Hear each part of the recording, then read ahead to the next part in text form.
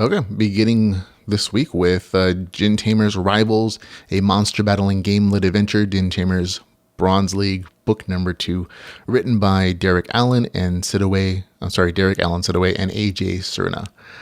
There we go. It is 361 pages, $5.99. It is available on Kindle Unlimited. And here's the author's description. Let the rivalries begin. If Jackson Hunt ever wants to become a champion monster tamer, he's got a long road ahead of him, and he's not the only one with dreams of glory. As the new season of Djinn Battle League fast approaches, Jackson prepares to enter training camp, a grueling series of tests to discover talented new tamers. The rules are simple. If you're not the best, you go home. For a young man who lives to battle, going home isn't an option. There's only one problem. Jackson isn't so sure he deserves to be there in the first place. With the competition heating up, Jackson's bond with his Djinn will be tested to their limits. But no matter how much he trains, his new monsters won't work together. He won't stand a chance. The fighting will be intense, the rivalries fierce.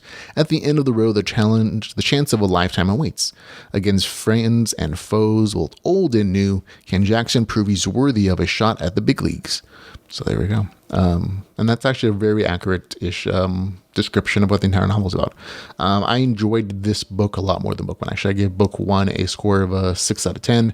And that's just because it did end up working for me. It leaned a little more too much towards realism, and it felt a little more like animal fighting instead of like monster battles, which is a little more fantasy-esque. And this book basically solves that. This book gets right into the action. There's no setup necessary because honestly, if you've ever seen Pokemon or Digimon, you're already kind of familiar with this kind of concept of battling monsters. And this one just jumps right into it, doesn't assume it needs to set anything up, basically. And it gets right to the good stuff in the first chapter, which was a much bigger improvement over the much slower beginning of book number 1 for me. The series as a whole takes the Pokemon-esque world. In book number 2 actually fleshes it out a little bit better than I think book 1 did necessarily in a larger sense, and like explaining how people capture monsters, how there's a whole economic system involved. It takes the main character to different locations outside of his little trailer park and his little island community potentially. And it kind of just leans really heavily into like the Pokemon-esque battle system where it's like, oh, the main character, he fights and he trains and he captures monsters and there's battles and there's rivalries. And that's all you kind of need for this kind of story. And in book 1, there's a lot of other added stuff that just kind of, I guess, just for me anyways, distracted from those core qualities that I think I was expecting. And in book 2, it doesn't. There aren't a lot of extra other things. Like it really does lean into more heavily into like that core expectation of, oh, this is kind of like Pokemon or Digimon or something like that.